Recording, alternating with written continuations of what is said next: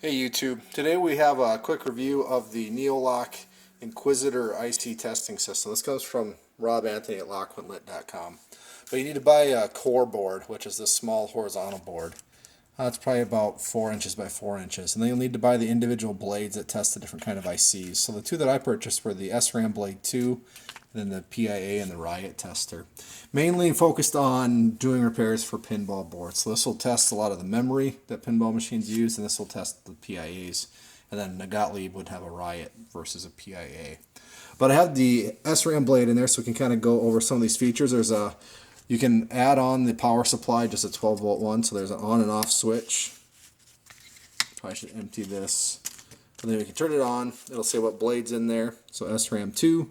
And then I have some 5101s. And pin 1 on this is the bottom left position, so you need to scoot all the chips all the way up. And I've had this one test good and bad randomly, so I'm guessing that means that it's bad. And when it's a good test, this comes up green. And when it's bad, it comes up red. So I've kind of, on these ones that are sometimes good, sometimes bad, I've just kind of been retesting them and more than once just to see what happens. So this time it comes up as bad. So I'm guessing that one is not good.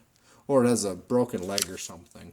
I have noticed that if you put a chip in here that has really crusty legs, then it might read as bad, but once the legs are cleaned, it reads as good.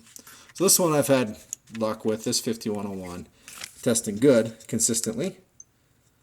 And again, this is a pretty quick test. You can see that percentage on the lower right.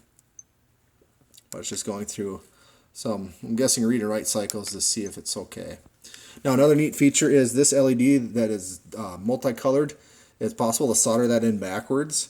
And if you do that, there is a flip in the menu so that you don't have to desolder it and fix it. I gotta find it here though. So if you go to the LED, so normal means that green is good, red is bad. You can actually reverse this, and then it'll still read out correctly on the screen, but the color of the LED will be flipped. So this one was good, but it's going to read good and then say good and then have red instead. So it's kind of nice that you have that feature so that you don't have to go back and actually fix your solder mistake. You can just flip it on the core board. Now some other ICs, that was the only bad one that I found in my stash, a 5101, but another common one in pinballs.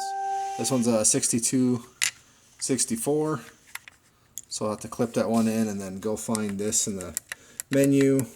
I just fired this up too, so I don't know where all of these are at by heart yet, but you can kind of see some of the different ones. So 6264, and then again pin 1 on that lower left. This one will be a little bit longer of a test, but it says it's good. And I've been kind of doing it just a couple times. I don't know if that's actually necessary, but it feels like the more you test it, the more okays you get, the more confident you are in that chip.